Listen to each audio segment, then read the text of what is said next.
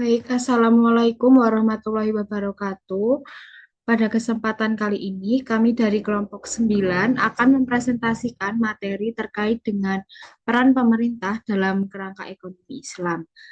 Sebelumnya, izinkan saya memperkenalkan diri. Saya Lutfi Astika Maharani, NPM 44, dan rekan saya.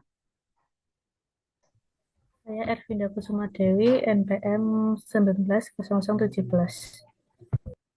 Baik, yang pertama akan dipresentasikan oleh rekan saya.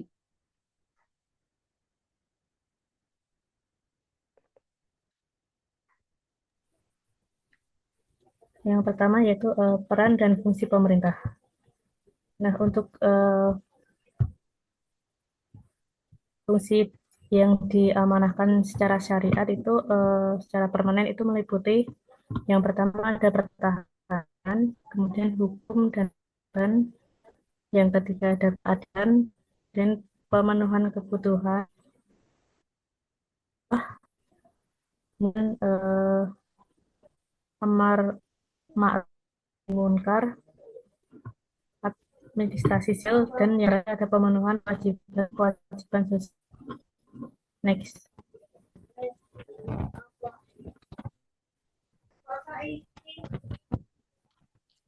Nah, secara fungsi turunan syariah yang berbasis istihad sesuai kondisi sosial dan ekonomi pada waktu tertentu itu meliputi 6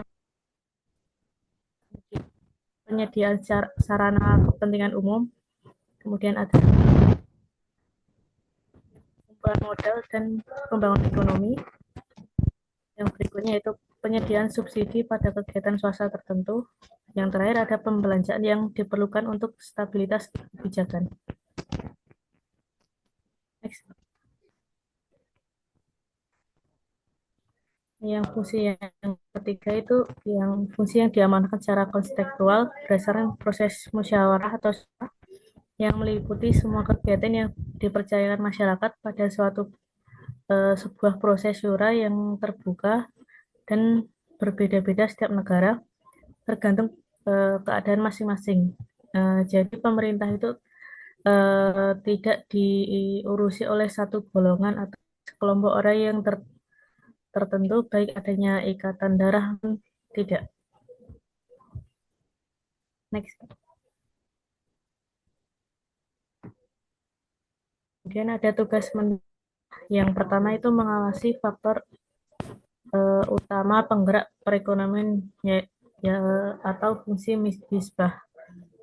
Nah, pemerintah itu harus mengawasi gerak perekonomian seperti dan melarang praktik yang tidak benar, baik dalam sistem jual beli, produksi, konsumsi, dan sirkulasi.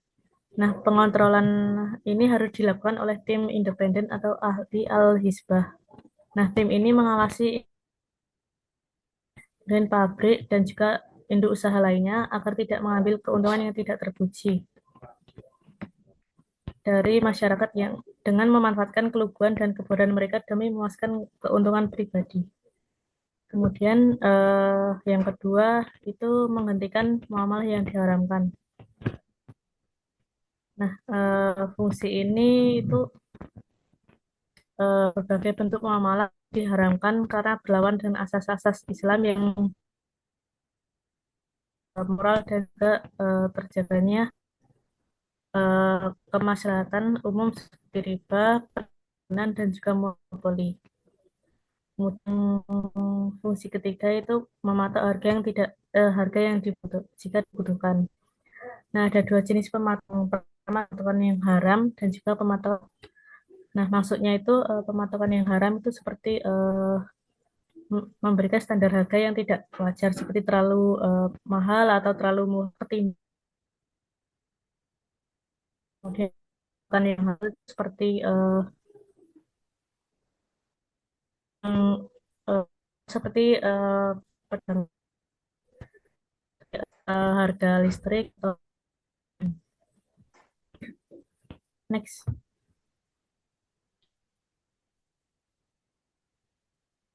Nah, kemudian ada beberapa bidang yang dapat diinvestasi intervensi negara. Nah, yang dapat diintervensi negara itu seperti regulasi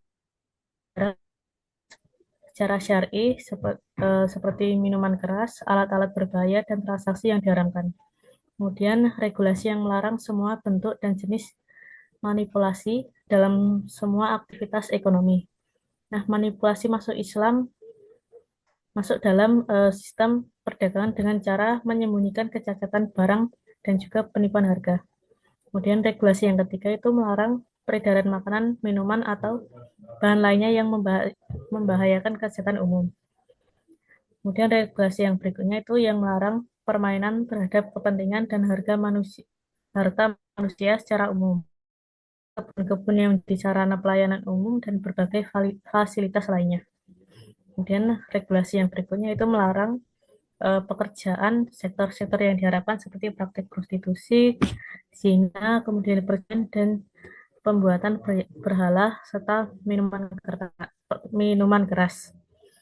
Kemudian regulasi yang berikutnya itu regulasi yang membatasi produksi komoditas yang tidak terlalu dibutuhkan masyarakat. Nah, negara harus mengatur agar para produsen memproduksi.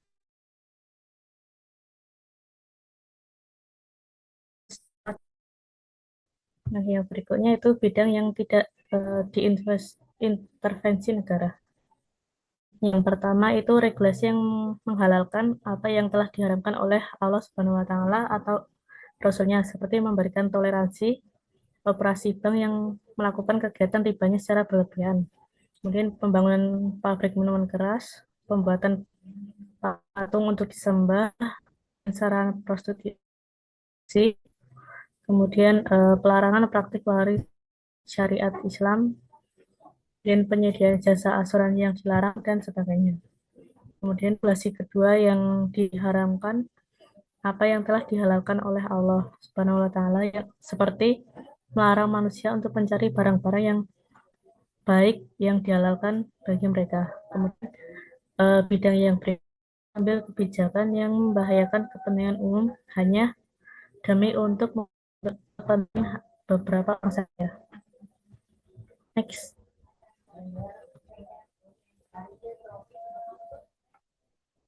Kemudian yang berikutnya ada rasionalitas peran pemerintah dalam perekonomian. Itu ada 3 macam, itu fungsi penyediaan, fungsi subsidi atau perpajakan, dan regulasi. Untuk penyediaan ini fungsinya yaitu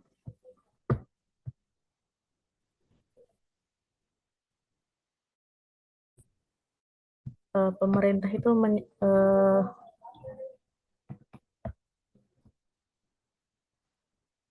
pemerintah itu mampu menyediakan barang atau jasa itu sendiri. Nah, untuk melalui lembaga yang memiliki dan mengoperasikan dengan mempekerjakan karyawan. Seperti bidang hutan dan alam itu contohnya adalah jasa kehutanan negara yang milik tanah dan berada di bawah kendali pemerintah. Kemudian untuk fungsi subsidi atau perpajakan itu pemerintah dapat menggunakan pajak dan subsidi untuk menaikkan atau menurunkan harga sumber daya alam dan dengan demikian mempengaruhi pasar dan masyarakat. Nah, dengan adanya fungsi penyediaan dan subsidi atau perpajakan ini akan menjadi sebuah regulasi pemerintah dalam mempengaruhi struktur pasar dan mengatur produksi dan distribusi sumber daya alam, atau dengan mengatur kualitas, kuantitas, kemudian harga sumber daya alam. Next.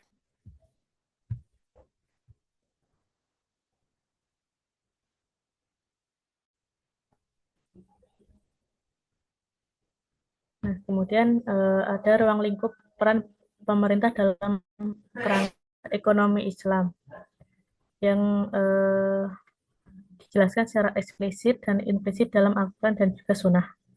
Nah, yang pertama itu ada manajemen kekayaan publik dalam rangka memaksimalkan kepentingan publik, yaitu sebagai fungsi khalifah atau pemimpin.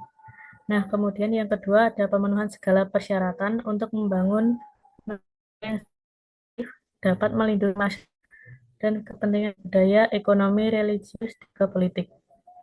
Nah, yang ketiga itu menggali pemasukan untuk membiayai administrasi publik dan juga tugas-tugas pemerintah. Nah, yang keempat, adanya menjamin para individu agar dapat meningkatkan efisiensi dan derajat kekayaan dan juga kesejahteraannya. Yang kelima, itu menjaga keseimbangan sosial dan ekonomi, khususnya distribusi dan juga redistribusi kekayaan atau pendapatan. Nah, fungsi yang keenam itu melindungi lingkungan ekonomi agar tetap sesuai dengan nilai dan prinsip Islam. Next.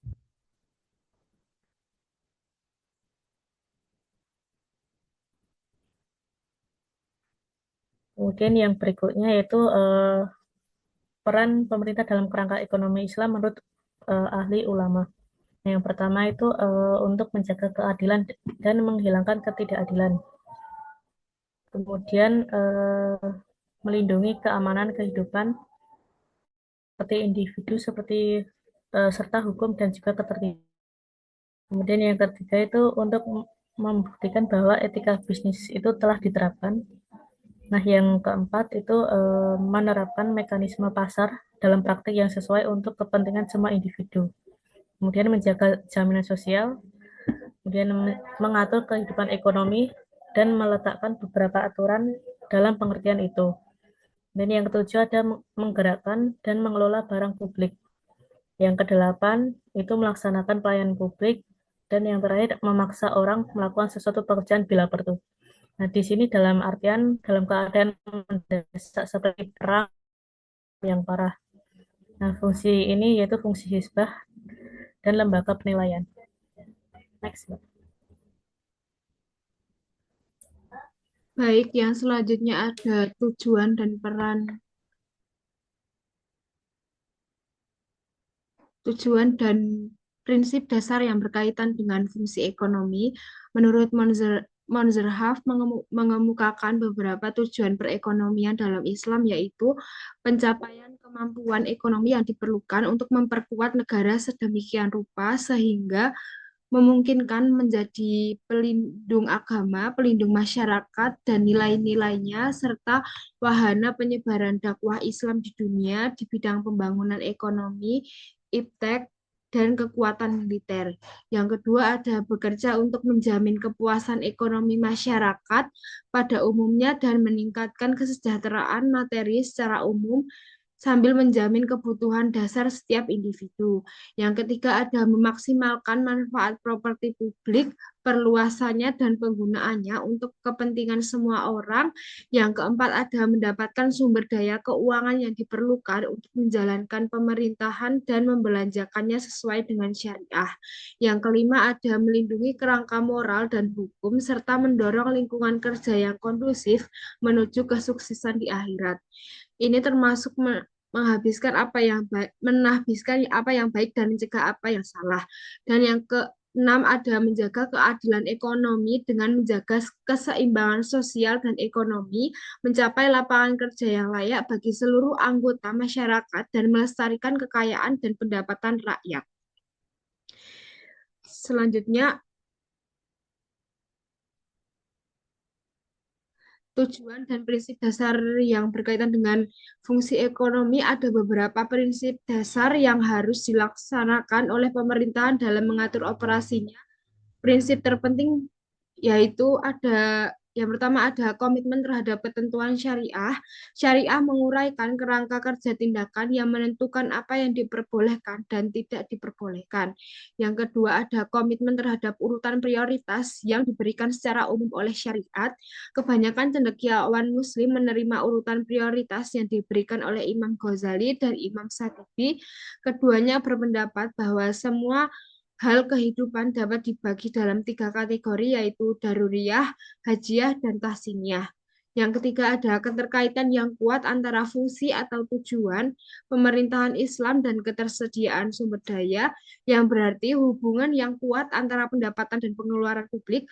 Hal tersebut dapat diamati dengan melihat dengan cermat berbagai jenis pendapatan publik dalam sistem Islam. Yang keempat ada kepatuhan pada prinsip kebebasan ekonomi dan perlindungan properti pribadi. Syariah Islam menekankan bahwa manusia diberi wewenang atas properti pribadi mereka. Mereka benar-benar bebas mengambil keputusan berkenaan dengan properti mereka sendiri. Kepemilikan pribadi dilindungi oleh syariah itu sendiri dan tidak diserahkan kepada otoritas pemerintah untuk menghilangkan, membatasi, atau membatasi. Yang kelima ada prinsip prinsip tanggung jawab sosial. Syariah memperkenalkan konsep untuk hal-hal yang dibutuhkan dalam masyarakat yang membutuhkan tindakan kolektif, di mana ia menetapkan tanggung jawab individu dan akuntabilitas untuk memenuhi tugas-tugas sosial ini, yaitu kewajiban sosial yang digabungkan dalam syariah dengan tanggung jawab individu dari semua mereka yang mampu melaksanakan tugas sosial. Yang keenam ada syura. Syariah juga mensyaratkan keputusan dalam masyarakat diambil dengan prinsip syura. Dalam perspektif lain, Tamkin dan Zarina memaparkan bahwa fungsi negara dalam kerangka ekonomi Islam yaitu yang pertama ada untuk menegakkan hukum dan ketertiban, menjaga kehidupan untuk menjaga kehidupan dan properti semua individu. Yang kedua ada untuk menegakkan kode etik bisnis Islam. Yang ketiga ada untuk memastikan bahwa mekanisme pasar bekerja secara efisien dan menguntungkan semua individu.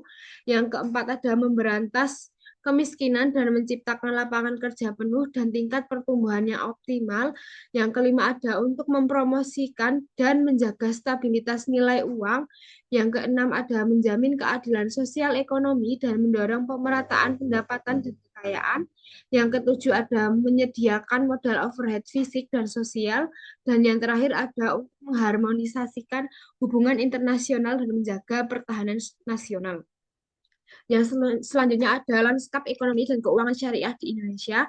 Saat ini di Indonesia ada beberapa lembaga atau institusi yang mempunyai otoritas dalam pengaturan tentang keuangan komersial maupun sosial. Yang pertama ada Bank Indonesia, yang kedua ada Otoritas Jasa Keuangan atau OJK, yang ketiga ada Kementerian Keuangan, yang keempat ada Kementerian Agama, dan yang kelima ada Badan Amil Zakat Nasional, yang keenam ada Dewan Syariah Nasional atau DSN atau Majelis Ulama Indonesia, dan yang terakhir ada Badan Wakaf Indonesia. Yang pertama ada Bank Indonesia. Bank Indonesia atau BI adalah Bank Sentral Republik Indonesia, merupakan lembaga negara yang independen dalam melaksanakan tugas dan wewenangnya, bebas dari campur tangan pemerintah dan atau pihak lain, kecuali untuk hal-hal lain yang secara tegas diatur dalam Undang-Undang tentang Bank Indonesia. Bank Sentral memiliki peran aktif bersama stakeholder terkait dalam mendorong pengembangan ekonomi syariah. Independensi yang dimiliki oleh Bank Indonesia memiliki nilai tambah tersendiri atas lembaga ini dalam menjaga stabilitas ekonomi dan keuangan, termasuk stabilitas keuangan syariah. Yang kedua ada Otoritas Jasa Keuangan sebagaimana Undang-Undang Nomor 21 Tahun 2011 telah membentuk OJK sebagai lembaga yang independen dan bebas dari campur tangan pihak lain yang mempunyai fungsi, tugas, dan wewenang pengaturan, pengawasan, pemeriksaan, dan penyidikan sebagaimana diatur dalam undang-undang yang dimaksud.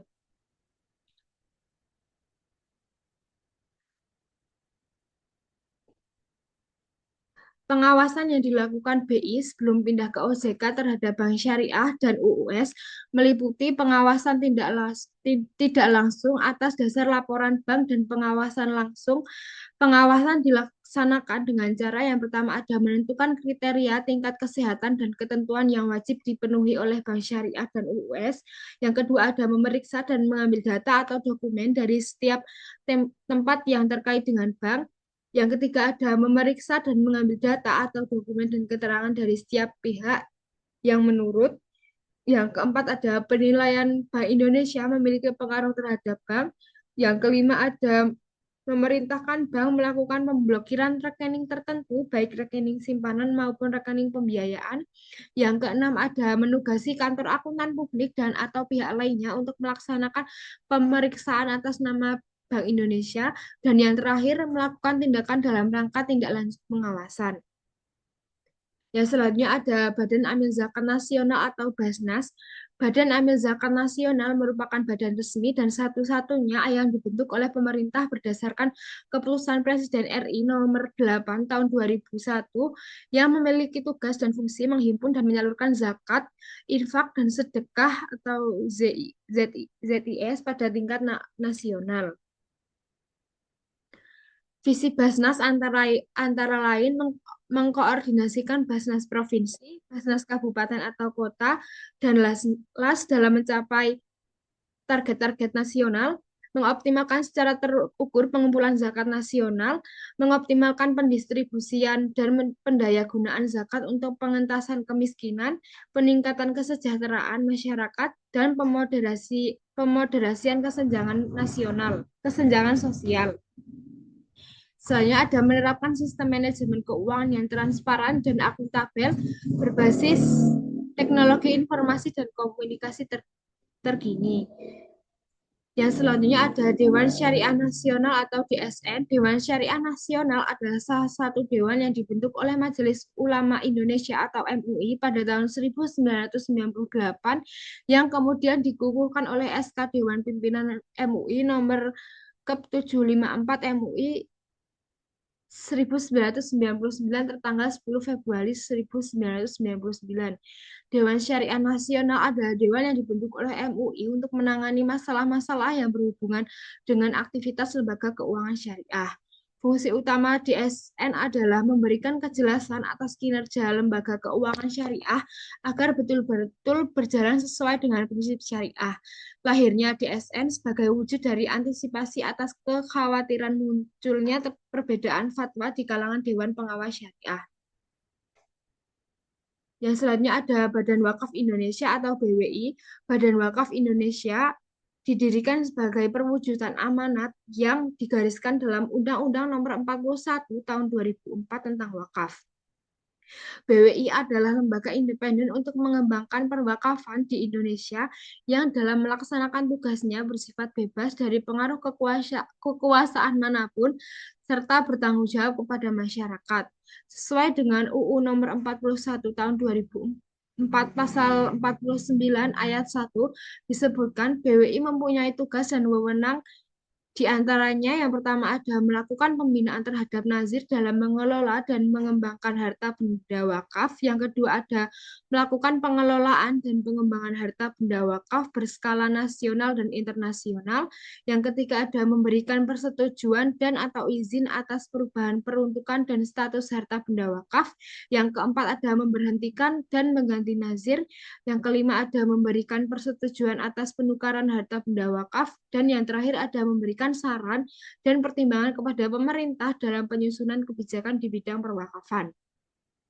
Adapun strategi untuk merealisasikan visi dan misi Badan Wakaf Indonesia diantaranya meningkatkan kompetensi dan jaringan Badan Wakaf Indonesia baik nasional maupun internasional, membuat peraturan dan kebijakan di bidang perwakafan, dan meningkatkan kesadaran dan kemauan masyarakat untuk berwakaf, meningkatkan profesionalitas dan keamanahan nazir dalam pengelolaan dan pengembangan harta wakaf. Yang kelima ada mengkoordinasi dan membina seluruh nazir wakaf, menertibkan pengadministrasian harta benda wakaf, dan mengawasi serta melindungi harta benda wakaf. Selanjutnya ada strategi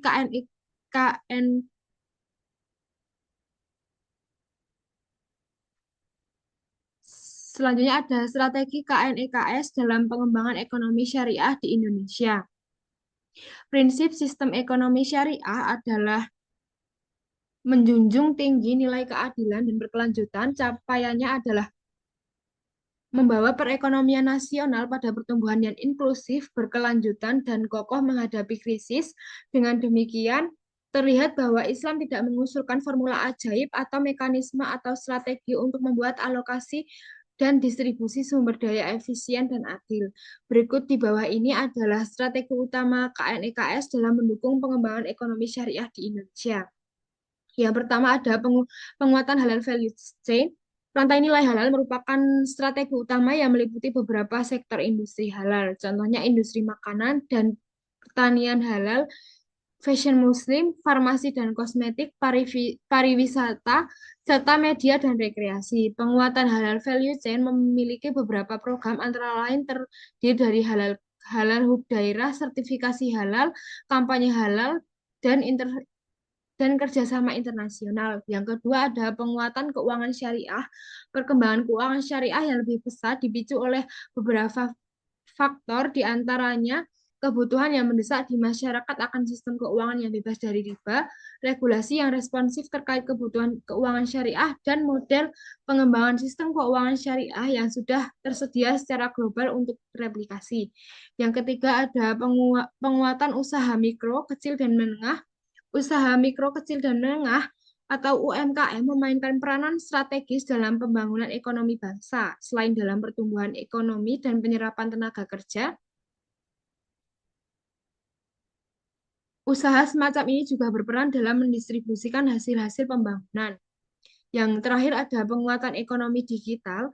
Ekonomi digital merupakan terminologi baru, belum ada definisi istilah ini yang tepat dan disepakati. Diadaptasi dari laporan Komite Percepatan Penyediaan Infrastruktur Prioritas atau KPPIP 2018, dua kata tersebut meliputi aktivitas ekonomi yang menggunakan jaringan dan platform internet sebagai infrastruktur yang tidak dapat dilepaskan dari masyarakat. Baik, sekian presentasi dari kami. Apabila terdapat kesalahan atau kekurangan, kami mohon maaf. Wassalamualaikum warahmatullahi wabarakatuh.